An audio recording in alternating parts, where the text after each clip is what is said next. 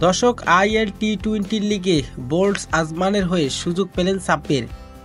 প্রথম ম্যাচে মাঠে নেমে বিধ্বংসী এক ইনিংস খেলেছেন তিনি। সাব্বির এদিন বিধ্বংসী ইনিংস খেলে সবাইকে অবাক করে দিয়েছেন। দর্শক, বিস্তারিত থাকছে ভিডিওর প্রতিবেদনে।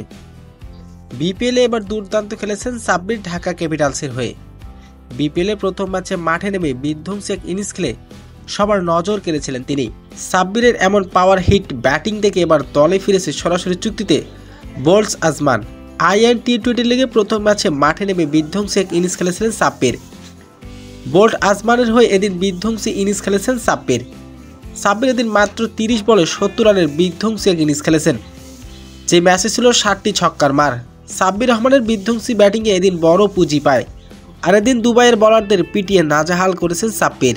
আর আইএল টি-20 লিগে সর্বোচ্চ রান করেছেন সাব্বির রহমান। তো দর্শক, সাব্বির রহমান এমন বিধ্বংসী ব্যাটিং আপনার কেমন লেগেছে জানিয়ে দিন আপনার মূল্যবান মতামতটি।